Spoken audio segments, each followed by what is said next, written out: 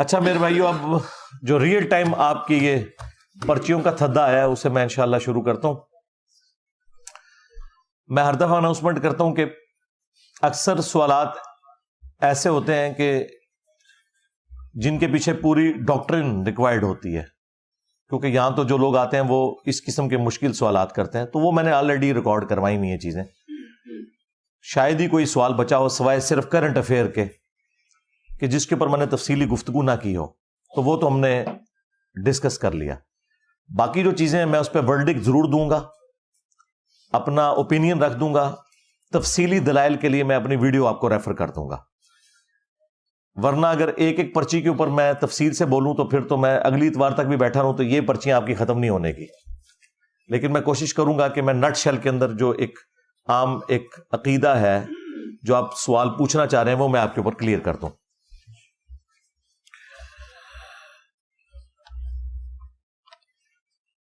بھائی کی کمائی میں گھر والوں کا کیا حق ہے؟ ایک بھائی بلا وجہ لاپرواہی کی زندگی بسر کر رہا ہے تو کیا اس کی اصلاح کے لیے کمائی نہ دینا جائز ہے؟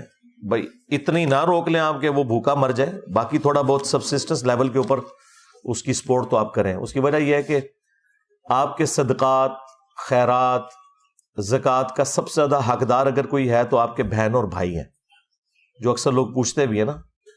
البتہ آپ اپنے ماں باپ کو زکوٰۃ نہیں دے سکتے اور نہ اپنی اولاد کو دیں گے، کیونکہ وہ تو ان کی نان و نفقہ تو آپ کے ذمہ ہے. لیکن جو آپ کے بہن بھائی ہیں وہ سب سے زیادہ حقدار ہیں کہ آپ انہیں زکوٰۃ اور صدقات والا معاملہ کریں. باقی اگر یہ سرزنش کے لیے تھوڑا بہت روکنا پڑتا ہے تو وہ آپ اس کی جو لگژری ہے اس کے اوپر تھوڑا کٹ لگائیں، لیکن اوورآل یہ نہیں کہ وہ فاقوں پہ آ جائے، اس لیول پہ آپ نہ کریں. باقی آپ کی ذمہ داری تو ظاہر ہے کہ اس طرح نہیں ہے، ہر بندے نے خود اپنے انکم والا معاملہ لے کے چلنا ہے. اور یہ ہارڈر آرمی جو ہے نا، یہ بذات خود ایک مرض ہے جو پاکستانیوں کو لاحق ہے.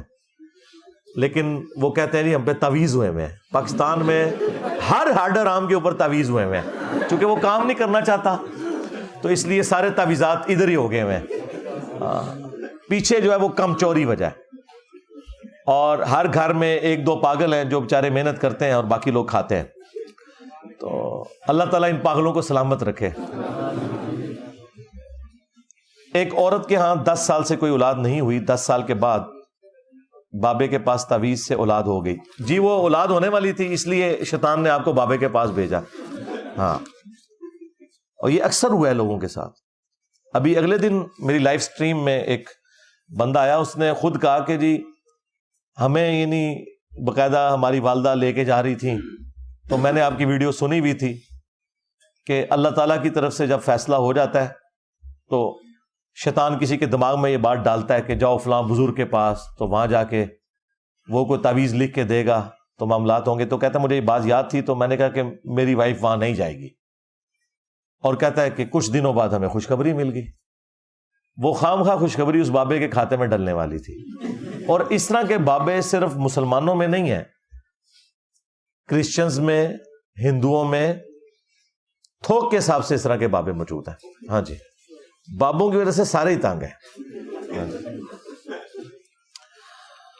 اہل بیت اور کربلا سے متعلق کس کتاب کا مطالعہ کیا جائے؟ ہماری ویڈیوز کا مطالعہ کریں اور ہمارا ریسرچ پیپر پڑھیں. باقی اگر آپ کربلا کی جو ایگزیکٹلی اس میدان میں کیا ہوا تھا تو ظاہر ہے اس کی تو اس طرح چیزیں باہر رپورٹ نہیں ہوئی ہیں، لیکن کربلا کے پیچھے کیا پس منظر تھا وہ اصل چیز ہے. اس کے لیے آپ کو ریسرچ پیپر اینڈ پہ مل جائے گا 5B. امام جمعہ کے دن جب خطبہ دیتا ہے تو سب لوگ ہاتھ باندھ لیتے ہیں، اور جب امام سانس لے کر دوبارہ خطبہ دیتا ہے تو لوگ ہاتھ رانوں پر رکھ لیتے ہیں. یہ بدعت ہے جی، لوگوں کی ایجاد کردہ، یہ کسی کے نزدیک بھی نہیں ہے. ایون حنفیوں کا بھی یہ موقف نہیں کہ آپ نے یہ کرنا ہے. وہ شاید کسی کے دماغ میں یہ بات آ گئی ہے کہ جمعے کے دن چونکہ 2 فرض ہوتے ہیں اور ظہر کے ہوتے ہیں 4 فرض، تو وہ 2 فرض کے ایکویلنٹ 2 خطبے ہیں، تو شاید اسے پھر نماز بنانے کی وہ کوشش کرتے ہیں. تو یہ خود سے انہوں نے کیا ہے. خطبے کی ریکوائرمنٹ یہ ہے کہ آپ نے متوجہ ہونا ہے خطیب کی طرف، اور وہ تو بخاری میں یہاں تک آیا کہ جو شخص کسی کو خاموش کروانے کے لیے بھی بولتا ہے نا وہ بھی مجرم ہے. اگر گفتگو بھی کرنی ہے تو اشارے سے کرنی ہے، صرف خطیب بول سکتا ہے. بخاری مسلم میں حدیث ہے، نبی علیہ السلام جمعے کا خطبہ دے رہے تھے تو ایک شخص لیٹ آیا مسجد میں، بیٹھ گیا. آپ نے اسے فرمایا کہ تو نے مسجد کی 2 رکعتیں پڑھی ہیں؟ اس نے کہا نہیں یا رسول اللہ. آپ نے فرمایا اٹھ اور پہلے وہ 2 رکعتیں مختصر پڑھ. ہاں ممبر پہ آنے سے پہلے اگر کوئی سنتیں پڑھ چکا ہوا ہے تو پھر ممبر پہ آنے کے بعد دوبارہ سے کوئی رکعتیں آپ نے نہیں پڑھنی ہیں، وہ پہلے ہی پڑھنی ہیں. لیکن مسجد میں بیٹھنے سے پہلے آپ نے وہ رکعتیں پڑھنی ہیں. باقی جمعے کی رکعتیں اور اس حوالے سے تفصیلی احکامات ریکارڈ ہے میرے.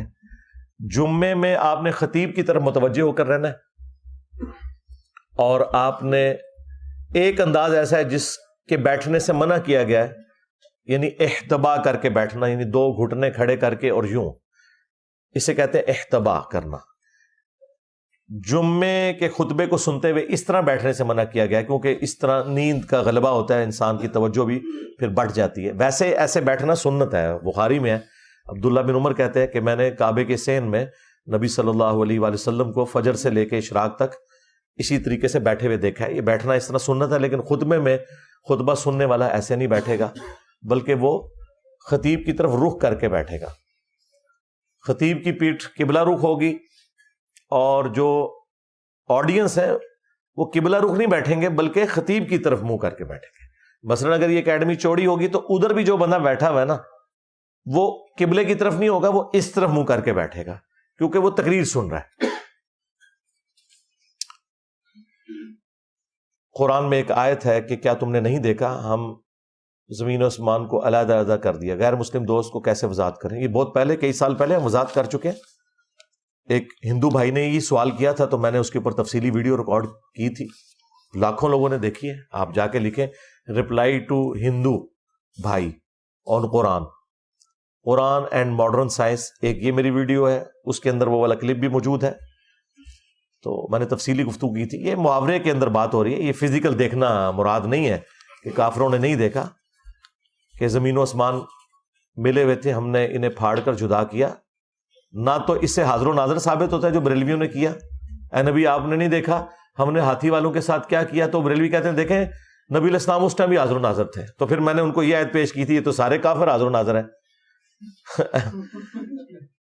کہ کیا کافروں نے نہیں دیکھا کہ آسمان و زمین ملے تھے، ہم نے انہیں پھاڑ کر جدا کیا؟ تم تو ابرا کے لشکر کی بات کر رہے ہو، وہ تو نبی علیہ السلام کی پیدائش والے سال واقعہ ہوا. ہم تو بات کر رہے ہیں لاکھوں سال پہلے کی. وہ کافر تو اس وقت بھی حاضر و ناظر تھے آپ کی ڈیفینیشن کے تحت. تو ادھر پھر بریلوی آپ کو جواب دیں گے. یہ محاورتاً بات ہے کہ یعنی اللہ تعالیٰ کی قدرت کے اس نظارے کو نہیں دیکھا جو فائنلی تمہیں نظر آ رہا ہے، یعنی کہ اس وقت تم وہاں موجود تھے. یہ لٹریچر کی زبان میں بات ہو رہی ہے، اور لٹریچر میں جب بات ہوتی ہے وہ اسی طریقے سے ہوتی ہے. لٹریچر میں یہی کہوں گا کہ میرا دل کر رہا ہے کہ میں بریانی کھاؤں، حالانکہ دل نہیں کر رہا ہوتا، دماغ کر رہا ہوتا ہے. ہاں لیکن سائنٹسٹ بھی یہی کہتا ہے کہ میرا دل چاہ رہا ہے. امریکہ میں بھی اخبار پہ سن رائز اور سن سیٹ لکھا ہوتا ہے، حالانکہ سن نہ رائز ہوتا ہے نہ سیٹ ہوتا ہے. لٹریچر میں ہوتا ہے، کامن آبزرویشن میں، ورنہ تو سورج غروب ہی نہیں ہوتا. تو اس طرح کے جو ورڈز استعمال کیے جاتے ہیں وہ لٹریچر کی زبان میں، کامن آبزرویشن کی زبان میں جو ہوتے ہیں، اس کو اس کانٹیکسٹ میں دیکھنا چاہیے.